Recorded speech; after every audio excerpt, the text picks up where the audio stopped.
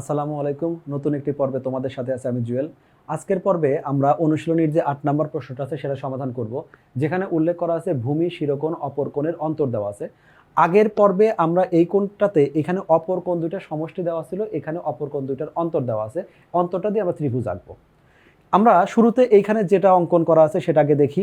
এখানে আমাদের ভূমি দেওয়া আছে, আমাদের যে দুইটা কোণ দেওয়া ছিল, যে একটা আমাদের কোণ আর একটা হলো আমাদের উল্লেখ করে নিব যে শিরোকোণ, আর হলো বাকি যে দুইটা কোণ আছে সেই দুইটা কোণের অন্তর দেওয়া আছে, ত্রিভুজটা আঁকতে হবে। আমি এইটাই ধারাবাহিকভাবে আঁকবো, তবে এইখানে যেটা আছে সেটাও পারফেক্ট। আমি আর একটা নিয়ম ফলো করব, সেটা হলো আমাদের এখানে ধারাবাহিকতা যেটা করা হয়েছে, প্রথমে হলো আমরা এই যে রেখাটা আছে এই রেখার উপরে আমরা একটা লম্ব এঁকেছি। তারপরে এই লম্ব থেকে শুধুমাত্র এটা দেখো, লাল দাগ যতটুকু আছে এইটা কি করলাম, হাফ কোণ এক্স এর সমান করে এই কোণটা এঁকে নিলাম। তারপরে এই যে দাগটা তৈরি হলো এইখান থেকে আবার নতুন করে হাফ ওয়াই এর সমান করে আমি এটা কেটে নিলাম। তাহলে এই টোটাল কোণটাকে যদি আমরা বলি, এই কোণটা আসলে কতটুকু, এই কোণটা হলো হাফ অফ এটা হলো এক্স প্লাস হাফ অফ এটা হলো ওয়াই, বা আমরা হাফ কমন নিলে এটা হলো এক্স প্লাস ওয়াই এরকম লিখতে পারি। কোণ চিহ্নটা আমি দেই নাই, জাস্ট বোঝানোর জন্য। তো আমরা এটা হাফ অফ, শুরুতে এই দুইটাকে হাফ হাফ করে একসাথে রাখতে পারি। আমি তোমাকে একসাথে করেও দেখাবো, আর এখানে আলাদা আলাদা করেও দেওয়া আছে। তোমার দুইটার মধ্যে যেটা ভালো লাগে তুমি সেটাই ফলো করতে পারো। আমাদের প্রশ্নে যেটা দেওয়া ছিল, ভূমিটাকে আমরা এ ধরলাম, শিরোকোণটাকে আমরা এক্স ধরলাম, আর আমাদের বাকি যে দুইটা কোণের অন্তর ছিল সেটাকে আমরা ওয়াই ধরলাম। এখন আমরা অঙ্কনে চলে যাব। শুরুতেই আমরা যে কোনো একটা রশ্মি নিয়ে নিব। আমরা ধরলাম এইখানে একটা রশ্মি নিয়ে নিচ্ছি। এই রশ্মিটার আমরা নামকরণ করছি, এটা হলো এ, আর এটাকে আমি এ না নিয়ে আমার বইয়ে যেরকমটা আছে আমি সেরকমই করি। এখানে আমরা বিই একটা রশ্মি নিলাম। বিই রশ্মি থেকে আমাদের এখানে যে ভূমি আছে, ভূমির সমান করে আমি এখানে ভূমিটা কেটে নিব বি বিন্দু থেকে। তাহলে আমরা কাটার জন্য যেটা করব, আমরা শুরুতে কম্পাস নিয়ে যাই। কম্পাস নিয়ে এই ডিস্টেন্সটা মেপে দেখি। ডিস্টেন্সটা আছে আমাদের 5.2, অর্থাৎ তোমার কম্পাসের যে ডিস্টেন্সটা আসে আর কি। আমার একটা ডিজিট দেখাই, সেজন্য আমি ডিজিট দেখাচ্ছি। এখানে 5.2 নিব। আমি এখানে একটা বৃত্তচাপ এঁকে নিলাম। এই বৃত্তচাপটা আমরা আঁকলাম ভূমির সমান করে। আমরা এই বিন্দুটার নামকরণ করলাম, এই বিন্দুটার নাম হলো সি। তাহলে এই বিন্দুটাকে আমরা সি লিখে নিলাম। বিসি রেখাংশ তাহলে নিলাম আমরা ভূমি এ এর সমান করে। এবার আমাদের এই যে বি বিন্দুটা আছে, বি বিন্দুর উপরে আমরা একটা লম্ব আঁকবো। লম্ব অনেকটা প্রচলিত নিয়ম আমাদের, আমরা অনেকবারই এই নিয়মটা ফলো করেছি। লম্ব অঙ্কনের জন্য আমরা যে কোনো একটা ব্যাসার্ধ নিয়ে একটা বৃত্তচাপ আঁকবো। আমি এখানে আনুমানিক একটা 1.7 একটা ব্যাসার্ধ নিয়েছি, সেখানে একটা বৃত্তচাপ অঙ্কন করলাম। সেই একই বৃত্তচাপটা আমরা এইখানে রেখাংশে যেখান থেকে শুরু করেছি সেখানে একটা বৃত্তচাপ অঙ্কন করব। তারপরে যে বিন্দুতে আসছে এই জায়গায় শুধু আমি একটা পার্থক্য করি, আমরা এখানে আলাদা আলাদা করে দুইটা দেখাই, আমি এখানে একটাই দেখাচ্ছি। মানে তোমাদের এর আগে যেগুলো আমরা করিয়েছি অনেক সময়, যে আমরা এরকম করে একটা দাগ নেই, এরকম একটা নেই, এই পাশে একটা, এখানে একটা নেই, আর একটা এখানে নেই। বাস্তবে কিন্তু এই দুইটা একই বৃত্তচাপের একটা অংশ। তো এটা নিলে আমার সুবিধা হচ্ছে বারবার এখানে মুভ করতে হচ্ছে না। এইখানে এই সফটওয়্যারে যে কম্পাসটা আছে বারবার মুভ করতে একটু সমস্যা হয়, সেজন্য একটা কথা। আর এইভাবে দেখতেও সুন্দর লাগে, আর তোমাকে রিপ্রেজেন্ট করা আসলে এটাও সঠিক নিয়ম। তুমি যেটা ফলো করো সেটাই ঠিক আছে। তাহলে পরবর্তী স্টেপটা আমাদের কি ছিল, এইখানে আমরা গিয়ে আমাদের এই যে ব্যাসার্ধটা আছে সেই ব্যাসার্ধ দিয়ে আরেকটা আমরা বৃত্তচাপ আঁকবো। এখন এই বৃত্তচাপটা যে বিন্দুতে ছেদ করলো, আমরা যদি এই দুইটা বিন্দু, অর্থাৎ এখানে আমরা একটা বিন্দু পাচ্ছি, যে বিন্দুটা হলো এইটা আর এইটা, এই দুইটা বিন্দু যদি আমরা যোগ করে দিই তাহলে আমরা আমাদের লম্বটা পাবো। আমরা এই বিন্দুটা যোগ করে নিলাম, এবং এই বিন্দুর যে শীর্ষবিন্দু আছে শীর্ষবিন্দুটার নাম আমরা লিখলাম, এটা হলো ওয়াই। এখানে এই ওয়াইটা আর ওই ওয়াই এর মধ্যে পার্থক্য আছে, আমরা এটাকে স্কিপ করি, বরং একটা যেহেতু ওয়াই নেওয়া হয়েছে এটাকে আমরা জি নেই, একটা বিন্দু নিলাম, জি যে কোনো একটা নামকরণ করা দরকার করলাম। এখন এই যে রেখাটা আছে আমরা যেটাকে বিজি দেখতে পাচ্ছি, বিজি রেখার উপরে আমরা কি করব, এখানে যে এক্স কোণ আছে এবং ওয়াই কোণ আছে এই দুইটা কোণের আমরা অর্ধেক নিব। আমাদের এখানে যে বইটা আছে সেক্ষেত্রে আমরা দুইটাকে আলাদা আলাদাভাবে অঙ্কন করেছি, আমি তো তোমাকে সেটাও দেখাবো। এর পাশাপাশি এই দুইটাকে যদি অর্ধেক করে সরাসরি সেই অর্ধেকটা আমরা কপি করি এখানে, সেটা কেমন হয় সেটা দেখাবো। তাহলে যেহেতু আমরা এক্স এবং ওয়াই দুইটারই অর্ধেক নিয়ে একটা কোণ আঁকবো, তাহলে আমরা এই এক্স এবং ওয়াই দুইটাকেই আমরা অর্ধেক করব। আমরা এক্স এবং ওয়াইকে একসাথে অঙ্কন যেহেতু করব এই লম্বের সাথে এর অর্ধেক নিয়ে, তাহলে একই ব্যাসার্ধ নিয়ে এই দুইটা কোণ আমরা ভাগ করব। এখানে আমি 1.3 ব্যাসার্ধ নিয়েছি, দুইটা কোণের জন্য আমি একই ব্যাসার্ধ নিব। এখানে একটা ব্যাসার্ধ নিলাম, তারপরে এখানে একই ব্যাসার্ধ নিলাম। এবার আমাদের এই যে দুইটা বিন্দুতে আমাদের ছেদ করলো, এখানে অর্ধেকের বেশি ব্যাসার্ধ নিয়ে আমরা দুইটা বৃত্তচাপ আঁকবো। এই পাশেও একটা বৃত্তচাপ আঁকলাম, তারপরে আমরা এই বাহুর সাথে যেটাতে ছেদ করেছিল দুইটা বৃত্তচাপ পরস্পর আমাদের যে বিন্দুতে ছেদ করেছে সেই বিন্দুটা আমরা যোগ করে দিব। একইভাবে আমরা এই যে ওয়াই কোণটা আছে, ওয়াই কোণের জন্য আমরা দুইটা বৃত্তচাপ আঁকবো। প্রথমে এই পাশ থেকে আঁকলাম, পরবর্তী সেই একই ব্যাসার্ধটা নিয়ে আমরা এই পাশ থেকেও আঁকবো। এই দুইটা বৃত্তচাপও কোনো একটা বিন্দুতে আমাদের ছেদ করলো, তাহলে এই বিন্দুগুলো যোগ করলে আমাদের কোন সমদ্বিখণ্ডিত হয়ে যাচ্ছে। আমি এই রেখাটা এখানে জাস্ট ছেদ বিন্দুতে যোগ করে দিলাম, একইভাবে এই ছেদ বিন্দুর সাথে এখানে আমি আরেকটা রেখা যোগ করে দিব। তাহলে কোন দুইটা আমাদের সমদ্বিখণ্ডিত হলো। এখন এই সমদ্বিখণ্ডিত কোণটা আমি এইখানেই কপি করব।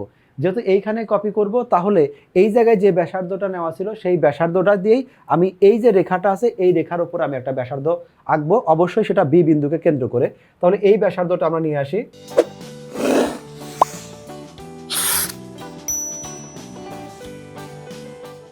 এখান থেকে সেই ব্যাসার্ধটা নিয়ে আমি বি বিন্দুকে কেন্দ্র করে একটা বৃত্তচাপ আঁকবো। অবশ্যই বৃত্তচাপটা আমাদের এই যে বিজি রেখা আছে, বিজি রেখাকে কেন্দ্র করে আমরা আঁকবো। নতুন কালারের যে বৃত্তচাপটা হচ্ছে সেটা হলো আমাদের কোণ কপি করার জন্য যে দাগটা, সেটা আগের বৃত্তচাপ যেটা ছিল সেটা হলো আমাদের লম্ব অঙ্কন করার জন্য।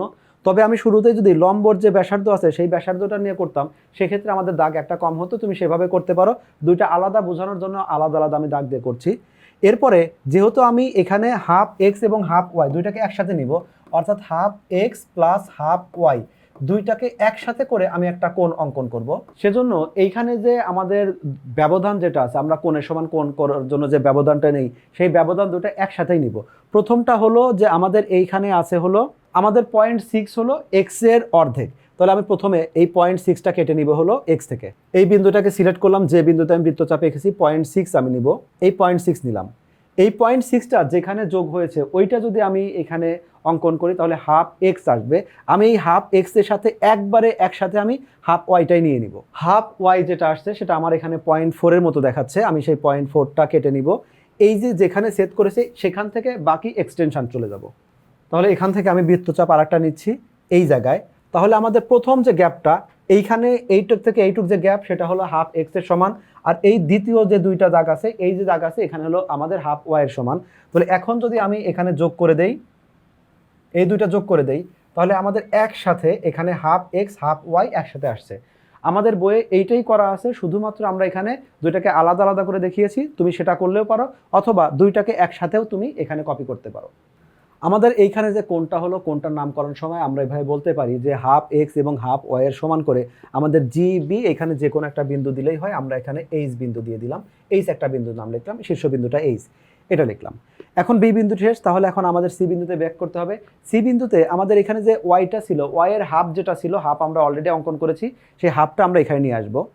হাফ এক্স অঙ্কন করার জন্য আমাদের অলরেডি এক্স এর যে ব্যাসার্ধটা আছে সেই ব্যাসার্ধটাই আমরা এখানে একই ব্যাসার্ধ আঁকবো, না হলে নতুন করে আর একটা ব্যাসার্ধ নিতে হবে। তো আমরা এইখানে যে ব্যাসার্ধটা ছিল সেই ব্যাসার্ধটাই এখানে মাপবো।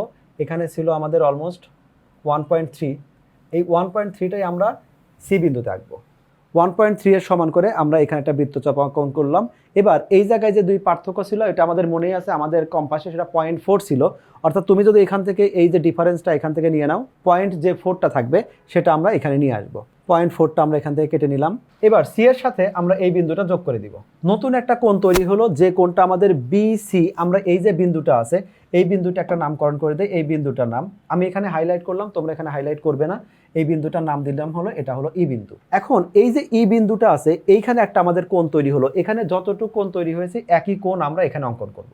এই ই কোণটা যদি আমরা সি জায়গায় কপি করতে চাই তাহলে যে কোনো একটা ব্যাসার্ধ নিতে হবে। তাহলে এই ব্যাসার্ধ অ্যাকচুয়ালি আমরা এখানে ই এর সমান করে সি বিন্দুতে এই পাশ থেকে একটা বৃত্তচাপ নিব। যেহেতু আমাদের বৃত্তচাপটা নিতেই হবে, তাহলে আগেই কিন্তু একটা দাগ আছে। তাহলে এই বৃত্তচাপের সমান করে, অর্থাৎ এখানে আমাদের যেটা 1.3 আছে সেটাকেই যদি আমরা এখানে নিয়ে আসি, তাহলে আমাদের নতুন করে আর কোনো দাগ দিতে হচ্ছে না। এক্ষেত্রে আমাদের দাগটা কম হবে, না হলে এমনিতে অনেকগুলো বৃত্তচাপ চলে আসছে। তাহলে আমরা মূলত এইখানের কোণের সমান করে এই জায়গায় কোণ আঁকতেই হবে। তো শুরুতেই এই জায়গায় অলরেডি যে ব্যাসার্ধটা আছে ওই ব্যাসার্ধ সমান করে আমি এখানে একটা বৃত্তচাপ এঁকে নিলাম। এই বৃত্তচাপটা এখন দেখবো এখানে আমাদের কতটুকু ডিফারেন্স আছে। আমাদের ডিফারেন্সটা আছে হলো 1.4 এর মধ্যে যে ডিফারেন্সটা আছে সেই ডিফারেন্সটা আমরা কেটে নিচ্ছি। আমরা সেই ব্যাসার্ধটা এখানে কেটে নিলাম। তাহলে এখন এই দুইটা বিন্দু যদি যোগ করি, আমাদের কোনো একটা বিন্দুতে, অর্থাৎ যেটা আমাদের বিএইচ রেখাটা ছিল, বিএইচ রেখাকে কোনো একটা বিন্দুতে ছেদ করেছে। যেহেতু আগের আমরা দুইটা বিন্দু ছিল বি এবং সি, তাহলে এই যে বিন্দুটা আছে এই বিন্দুটার নামকরণ করে দিলাম এ। আবারও বলি, আমি বিন্দুগুলো বোঝানোর জন্য তোমাদের হাইলাইট করে দেখাই, তোমরা এরকম হাইলাইট করে দেখাবে না। তাহলে আমাদের এখন যে এ বিসি ত্রিভুজ পাচ্ছি, এটাই হলো সেই ত্রিভুজ যেখানে ভূমি দেওয়া ছিল, শিরোকোণটা দেওয়া আছে এবং বাকি দুইটা কোণের আমাদের অন্তর দেওয়া আছে। এবার আমরা আমাদের বইয়ে চলে যাই। বইয়ে আমাদের একই ইনফরমেশনগুলো এখানে দেওয়া আছে। প্রথমে আমি একটু জুম আউট করে দেখাই, জুম ইন করে দেখাই। তাহলে এখন এখানে আমাদের যে ভূমিটা ছিল সেটাকে আমরা এ ধরলাম, শিরোকোণটাকে আমরা এক্স ধরলাম, বাকি যে দুইটা কোণ আছে তাদের অন্তরটাকে ওয়াই ধরলাম। এই অঙ্কনের সময় আমার অঙ্কন আর এখানের মধ্যে পার্থক্য শুধু একটা থাকবে, যে এই জায়গায় আমরা দুই ভাগে প্রথমে হাফ এক্স নিয়েছি, তারপরে আমরা হাফ এক্স বলতে আমাদের এখানে বোঝাচ্ছে এইটুক হলো আমাদের হাফ এক্স। এই হাফ এক্স এর জন্য আমাদের যে সিডি বাহুটা পাওয়া গেছে সেখান থেকে নতুন করে আবার আমরা একটা কোণ এঁকেছি যেটা হলো ডিসিএফ। আর ওই নোটে যেটা দেখানো হয়েছে দুইটাকে একসাথে দেখানো হয়েছে, তোমার কাছে যেটা কমফোর্ট লাগে তুমি সেটাই করবে, বাকি বিবরণ একদম সেম। এরপরে তুমি শুধু এখানে বাকি যে তুমি যেভাবে বর্ণনাটা করেছো, যদি আমরা নোটে যেভাবে করেছি সেভাবে করি তাহলে আমরা ওইভাবেই বলবো যে হাফ এক্স প্লাস ওয়াই এর সমান করে একটা কোণ আঁকি। আর যদি এইখানে যেটা দেখানো আছে যে প্রথমে হাফ এক্স তারপরে হাফ ওয়াই, তাহলে আমরা ধাপে ধাপে যাব, যে প্রথমে হাফ এক্স এর সমান করে ওয়াইসিডি অঙ্কন করি, পরে হাফ ওয়াই এর সমান করে ডিসিএফ অঙ্কন করি। বাকি বিবরণটা নোটে যেটা করা হয়েছে আর এখানেটা একদম একই রকম আছে। তোমার যেটা ভালো লাগে তুমি সেটাই করতে পারবে এবং বিবরণটা দিয়ে সর্বশেষ দিয়ে দিবে, তাহলে এবিসি আমাদের উদ্দিষ্ট ত্রিভুজ। আশা করি ক্লাসটা বুঝতে পেরেছো এবং পরবর্তী প্রশ্নগুলো নিয়ে আমরা আবারও হাজির হব।